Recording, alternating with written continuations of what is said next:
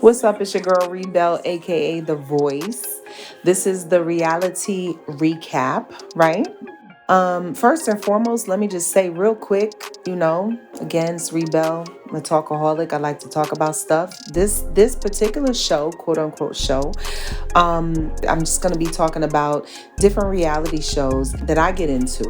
You know what I'm saying? It's not going to be every reality show because I don't watch every reality show. I watch the ones that I watch. Love and Marriage DC is definitely one of those shows. I love Married to Medicine, Real Housewives of Atlanta, Real Housewives of Potomac. Those are really the ones that I watch most of the time. Just those.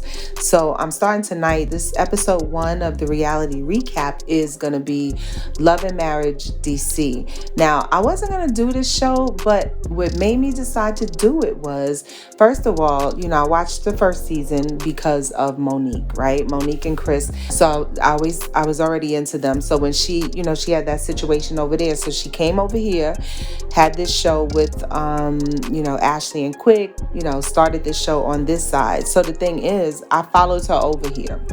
And I, whatever, all that stuff happened, and turns out she's not on this show. Her and Chris are not on this particular show. So I was like, I do like Ashley and Quick, so maybe I'll tune in.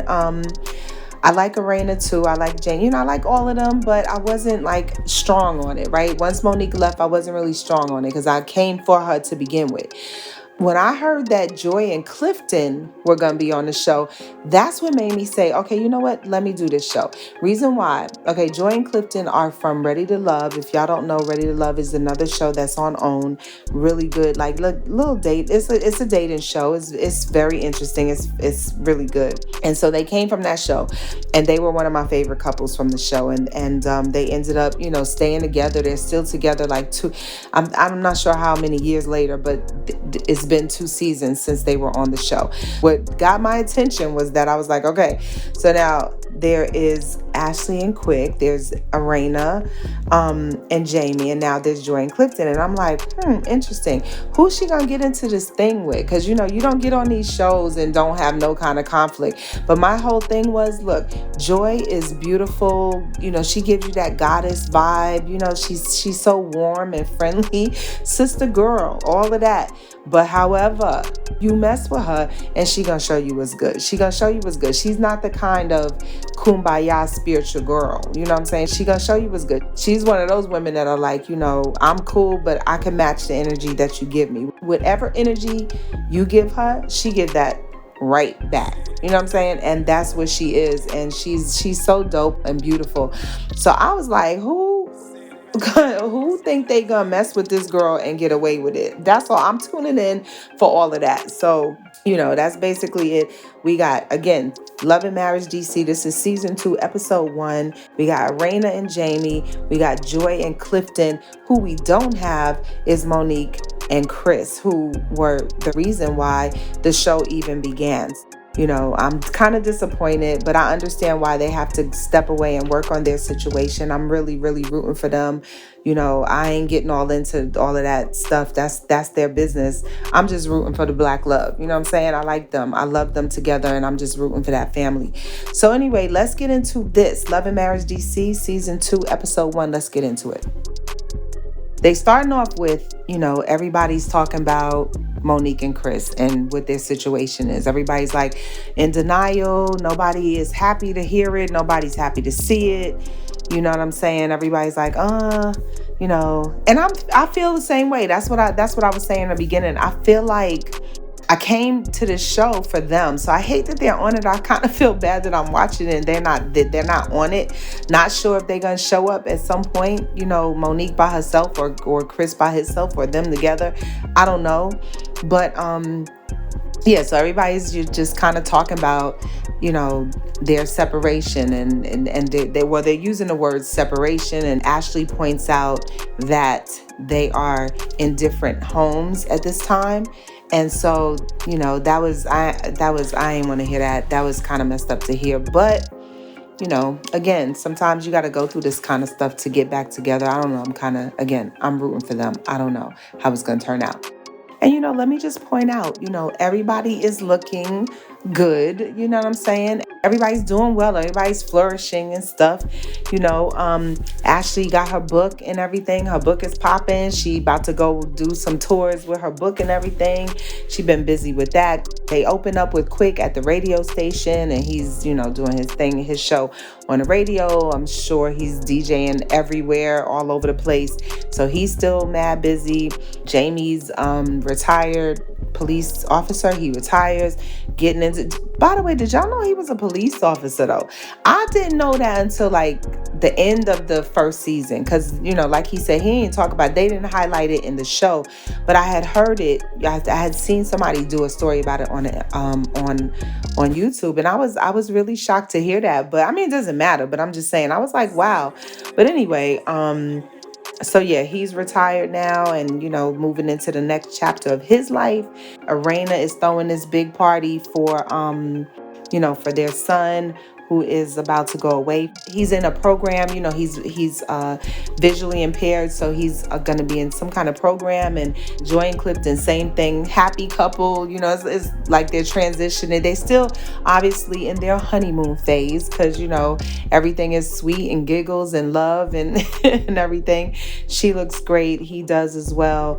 They are like living together now. She was doing her stuff like overseas and on cruise ships and stuff like that. She's a singer, but now she done moved to DC. They living together. I'd love to hear that. And they're moving forward in their relationship. So that's where all the couples are. Everybody's good. Everybody, right now it opens up and everybody's straight. The ladies are looking beautiful. The dudes are looking great. They all busy. Everybody's busy and flourishing, and that's what's up. So the first set of conflict is, Erana and Jamie are telling, Ashley and Quick in two separate situations that, Jamie is back to bickering with little Jamie, his son, little Jamie. 26-year-old son. I don't know if y'all seen last season, but they had some issues last season with him getting in trouble and stuff like that. They were feeling like he was feeling entitled or whatever. And here we are back in season 2, and the dad and so Jamie and little Jamie are having conflict. So the conflict is now he got a ticket apparently, and he got a ticket, some kind of speeding ticket. And so he asked his father, Jamie, if he could pay the ticket while he got himself together, because he didn't have the money. I think the ticket was like $120. So he was like, pay, could you hook that up, paid $120. And, right now, because I'm not on my feet. And the dad was like, Jamie, big Jamie, the husband, he's he's an alpha male, and so he deals with his son in that manner. Is very firm and strong and fatherly. You know what I'm saying? And I think little Jamie it might be a little harsh for him sometimes, and I think in this situation it might be a little harsh. But anyway, they're in conflict, and he asked them for the $120, and the dad is like, no, I'm not giving you $120 because I wasn't speeding. You need to, step up, be responsible for yourself, all that stuff. And the son is just like, but I ain't got the money. So they going back and forth, and Arena feels like she's in the middle. So that's where we're starting out with Erana and Jamie. There's the conflict is definitely with the son. Their other son Jason that's visually impaired. He's about to go away into some program, and they're throwing this big party for him. So the thing is, they want little Jamie to come. They hope he comes, but what's going to happen when he shows up and sees his dad? Are they going to bump heads? What's going to happen? And the way I'm talking through this, I'm watching the show, and then I'm coming to you, and I'm watching the show, I'm coming back and I'm talking. I'm watching the show, and I'm coming back and I'm talking. So I'll be jumping from couple, different. The way that you view it is the way that I'm going to be talking about it, because I'm viewing it the same way. So let's get back into it. Okay. So now we get to Joy and Clifton. Okay, so now they are officially being introduced to the show. And I'm like, yeah, Hell yeah, because I love them. I don't know if y'all saw them on Ready to Love, but they were so just adorable. Like they should be together. I believe that this couple should be together, like 1000%. All right.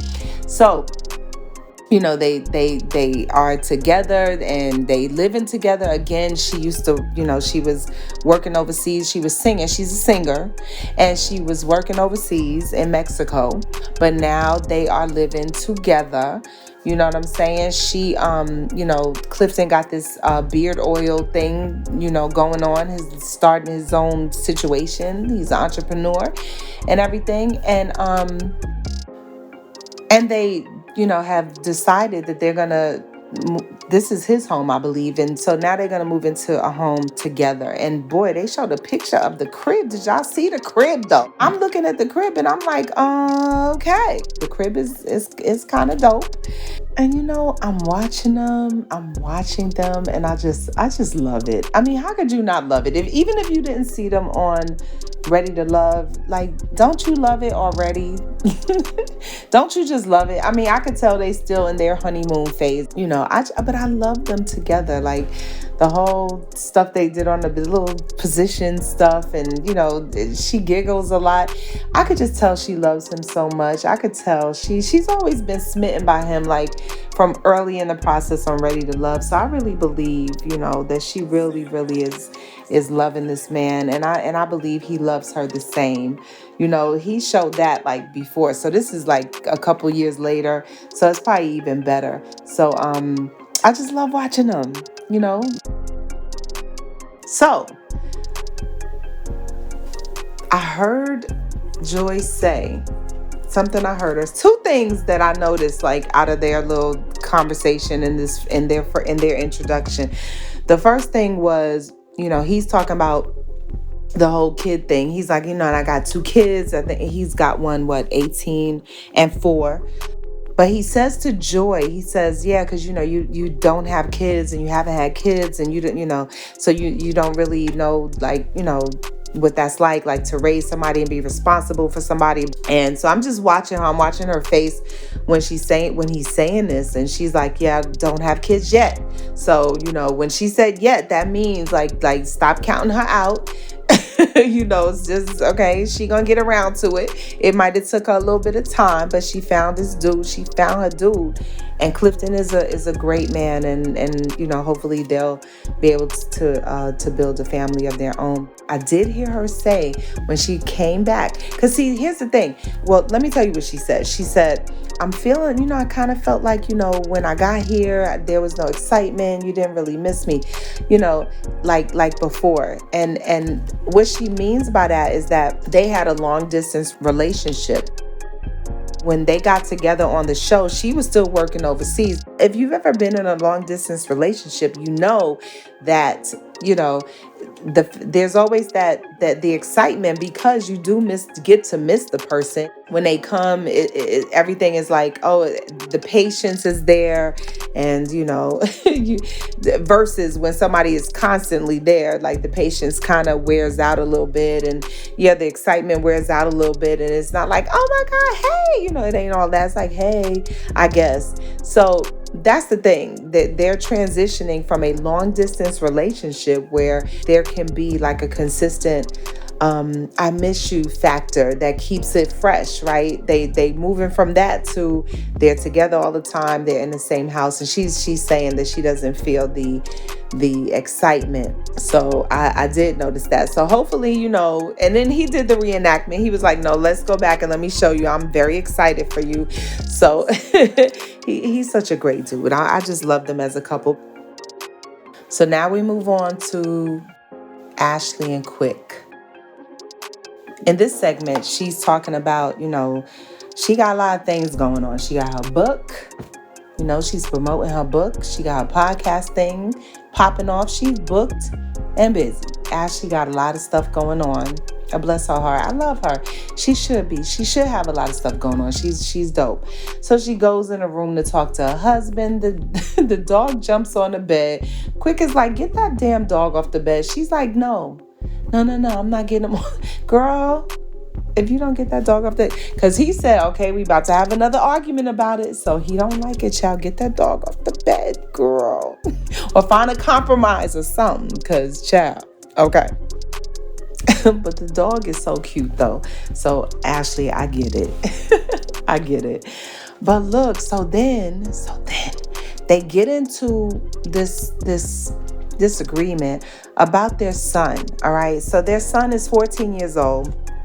Ashley feels like, she's still, he just started high school. So she gets up, she said he got to get up at 6 in the morning. So she gets up with him at 6 in the morning, or she gets up to wake him up or make sure that he's up. Quick has a problem with that. Quick is like, nah, he's not a baby. Let him get up on his own. He needs to be getting up on his own. What you got to get up for to make sure he get up to go to school. He should get up. So, so that's the disagreement. And look, I gotta say, like, I'm kind of split down the middle on both sides, actually, because I get Ashley's side. I mean, a mother, they all, mothers are just always gonna be that way with their kids, regardless, right? And she pointed out something about Quick. She said, because Quick's mom had passed when he was younger, so she said, you're not used to, you haven't, because your mom passed away, you missed out on that type of mothering. So you didn't get to see that. So that's why you're kind of numb to that and you don't understand that. And she said, he's just 14. He just started high school. What is the problem with me helping him get up? Like, that's a lot of responsibility to be putting on a 14-year-old. I need to get up and make sure he gets up. So I understand where she coming from. I get it, because 14 is kind of young, and again, she has her issue, her things as to why she feels that way. She grew up, she said her mom was not in the house, and she doesn't want to raise her kid in that way. She doesn't want to raise her children that way. She wants them to feel her presence when they're getting up for school, when they gotta do things and all that stuff. So she has her backstory as to why she's reacting the way she does, and Quick has his, right? So again, I get both sides, because again, as a mom, and again, with her thing with her mom, with the way she grew up, she's trying to break that cycle. She wants to, to be there. I get that. And with Quick, I get it too, because I'm trying to think, when I was 14 and I started high school, I don't remember my mother coming in the room having to get me up. I think by that time, I was already conditioned to the time that I was supposed to get up. I think we had alarm clocks in a room. I don't remember how I got up. I think I did. I think I had an alarm clock by that time. But I think by 14, by the time I went to high school, my mother was not. Now, grade school was different. She had to come in and rip us out that bed, my brother and I. But for high school, I think by the time I went to high school, I was already conditioned, that I had to get up at 6 and, get myself together, because the bus comes at this time. Not the public, because I went to private school, but public transportation, it still runs on a schedule. So, you know what time you had to get on that bus to get to school on time. So you had to get your ass up, get up. You had to get up, get yourself together and get there. And I don't remember my mother having to play a big role in that when I was in high school. So I understand what Quick is saying. I mean, 14, even, back then, maybe we were more responsible back then. Maybe we were more independent. But today, these kids today are kind of different. So, so I understand what Quick is saying, but I definitely understand that, I understand what Ashley is saying as well. So I'm kind of in the middle on that. He should have been, trained on the way to get to this point where there's a level of responsibility, and you have to build that in your kids growing up, because or else they'll go to college and be away from you and will fail completely, just on the idea, on the fact that they're not used to getting up for a thing. They're used to being woken up and they're used to being pushed into getting up. So you have to kind of start early with the conditioning of there's some place you need to be. You got to get up and be there and rely on yourself to get there. So I get it, but again, the kids today are kind of different. So they might need a little bit more coaching and stuff. So, I don't know. I'm just in the middle. So now we switch to Arena and Jamie. So now we at the penthouse. They done rented out this really beautiful penthouse. The view is amazing. The penthouse is amazing. The food is amazing. And let me just say, Arena she looks so beautiful. Like this, first of all, the hair color alone, just that whole like reddish amber-ish, I don't know what color exactly it is, but it's working for you, girl. It's working for you, Arena. It looked good though. I love her. She's so beautiful. I just really like her. I like her whole essence because she's positive. She don't be starting stuff. You know what I'm saying? She's very she's a very good wife and mother, like role model type of situation. I just like her whole thing. She's always dressed like she always got the flyest stuff on. I mean, I just like her outfits and everything about her so far. I love her hair.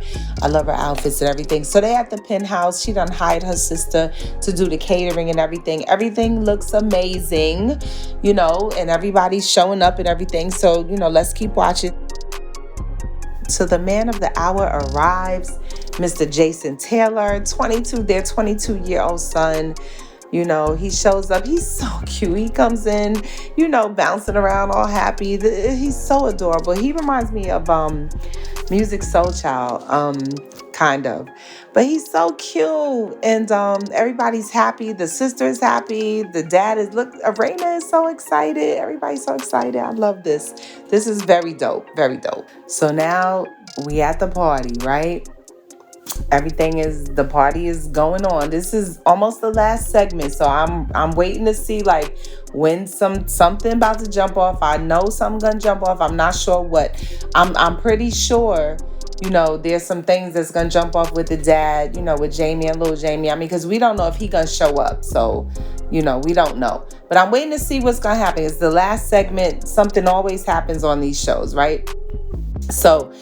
They're asking for Monique. They're wondering if Monique and Chris are going to show up. And, even if Monique and Chris don't show up, everybody's like, or at least Arena and Jamie are like, Monique needs to show up at least to show love for the son because he's going away and everything. So they're questioning that. They're questioning if Lil Jamie going to show up, because there's a situation that he got into it with his dad. Like I said before, he asked his dad for $120. The dad is like, nah, I ain't giving it to you. Be responsible, that whole thing, and he's not feeling it. His whole thing is, that's why I stay at my girlfriend's house, because y'all be tripping. Y'all don't be supporting me, which Arena said is straight up BS. And they both kind of took that as like a, just like what? Disrespect, the kind of they felt it's disrespectful for him to say that because they've been supporting him as much as they can, as much as they could. And even the daughter said, their daughter Brittany said that they kind of been coddling him. But, however, the thing is, the delivery from the dad, he's the alpha dad. Jamie is the alpha dad. He's the alpha male. Jamie is the alpha male. So, his delivery is, it can be a little hard. And sometimes everybody can't eat that up, depending on where they are in their life. And, everybody can't deal with that kind of energy. So I totally get it. So now we're in this circle. Now we get to the circle where who's there? Let me tell you who's there. It's Clifton and Joy are there. Erana and Jamie are there. Ashley is there. Ashley's homegirl is there. So they all talking about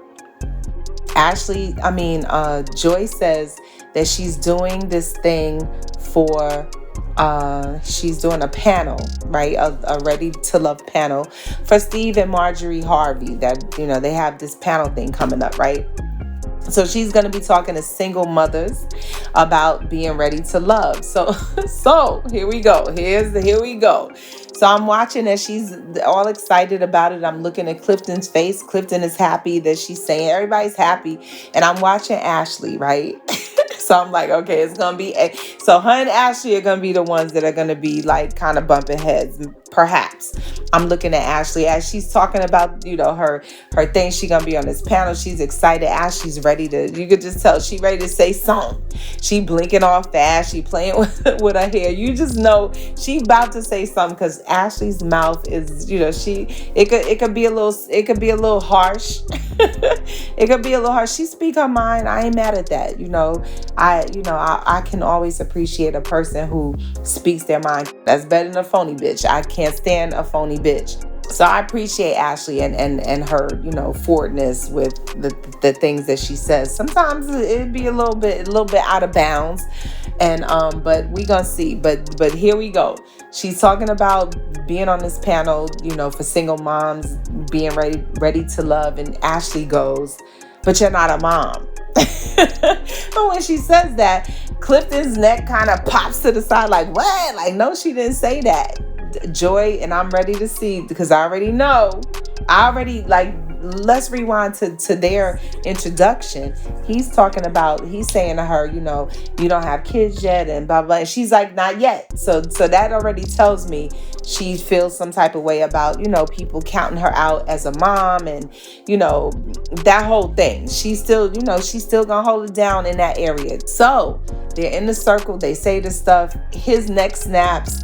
She kind of looks at Ashley like, what? Okay, so here we go. Let's keep going. But I can already tell that it's gonna be her and Ashley bumping heads. And I'm telling you, Joy, it ain't what you want, honey, because whatever Ashley got, Joy got it back for her. So that whole thing is gonna be crazy. So they're going back and forth, right? Ashley is like, you're not a mom. So why are you even talking to single mothers? Like, you're not.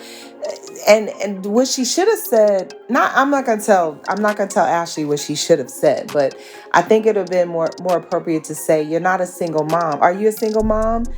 You're not a single mom. Like, they pointing out the fact that she's not a mom, just period. You ain't had no kids, so you're not a mom. You're not qualified to talk to mothers about anything because you're not a mother, regardless of what it is, right? That's their stance on it. And Joy is like, nah, I'm not talking about mother stuff. I'm talking about being ready to love and just, being ready to love. And then Ashley's friend is like, nah, but as a mother, as a single mother, who needs to get back out there and is ready to love, I have issues and concerns. And she explains those, and she's like, there's the relatability. And she used that word, and she kind of like looked to the side. That it was kind of a little bit of shade, like to say, there's no relatability for you. Like, you can't even understand that kind of stuff. Now, listen, I get it. I totally get it. Because, there is, speaking to women to specifically single women, she didn't say I'm talking to women about being ready to love. She said, I'm talking to single mothers about being ready to love. And Joy's angle, and I feel both of them. Again, I'm in the middle. It's kind of weird because I get Joy's thing is just like, yeah, but I'm not talking to mothers about how to change diapers, and I never had a child, so you know what I'm saying. I'm not talking to single mothers about how to raise children as a single mother. That's her thing. I'm not talking to them about that. I'm just talking about just getting back into dating. Now, in defense of Ashley's friend, what she said was that, yeah, well, I am a single mother, and there are things that, I'm holding back on, and issues that I have, as a single mother that Joy cannot relate to. And I totally get that. I totally get it. But I still feel like the way Ashley just came out, you ain't a mother. But you're not a mom. But you're not she didn't say you're not a single mother. She said, but you're not a mother. You're not a mom. So it was a little offensive for somebody who doesn't have kids and, may have this thing, on their shoulder where, they want to get to that, and they're about to get to that, but they haven't gotten to that. And other women who have gotten to that are kind of judging them. So I totally get it. So then Clifton jumped. They going back and forth, with the side eyes and all that stuff. And you could tell Joy's getting, not saying she's getting defensive, but she's defending, with her stance and the whole thing. And then Clifton jumps in. He jumps in and he's like, well, it doesn't matter. Either way, you're going to knock it out the park. Because he's kind of trying to diffuse the whole thing. Because he sees the shade that's going on. Because it is kind of shady. You know what I'm saying? It is a little bit shady. And he sees it, and I love that he jumped in to kind of, in her defense, to kind of diffuse the whole thing, to say, regardless of whoever you talking to, you gonna blow it out the park because you smart. And Joy is very smart. She's very, well spoken. So he stands up for that. And he shuts the whole thing down. And she says, yep, I'm gonna knock it out the park. And then Ashley's friend gives her she starts batting her eyes like, that the bat in your eyes thing. Again, some more shade, but it is what it is. But I love how Clifton jumped in to kind of, help her out in that situation and move the situation forward, because they were being being catty, straight up.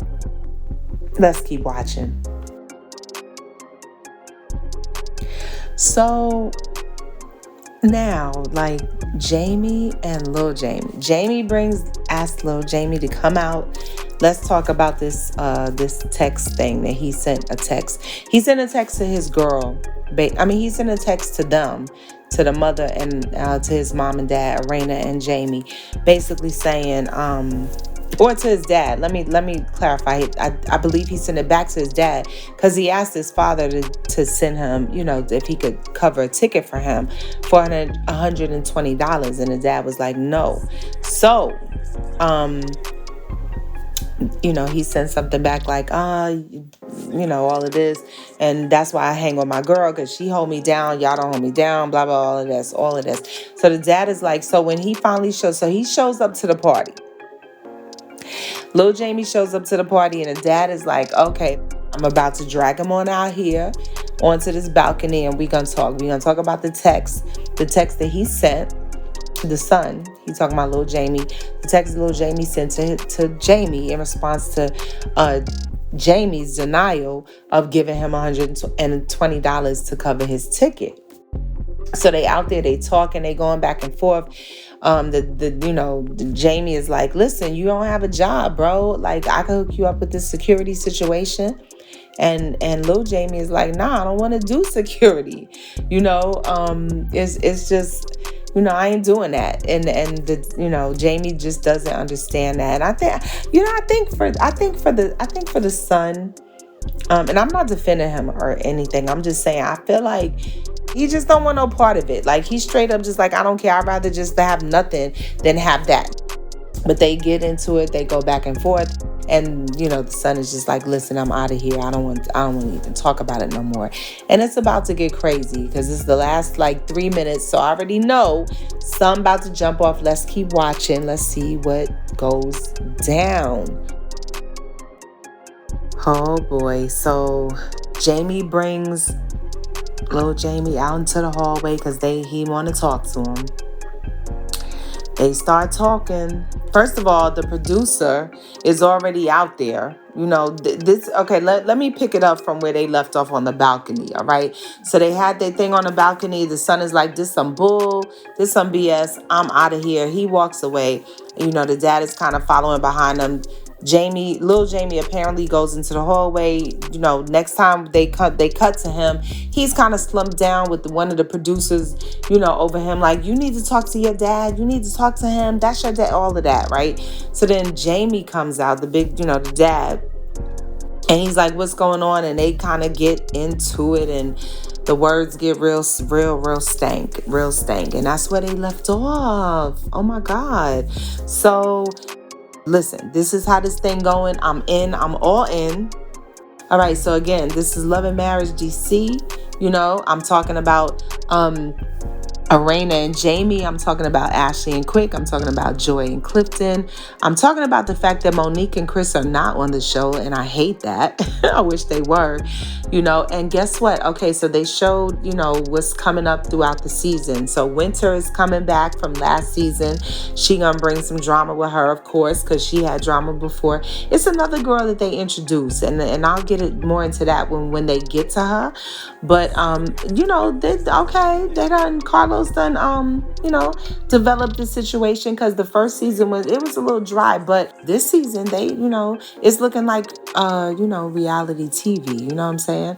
All that stuff that they do, the format is looking like reality TV.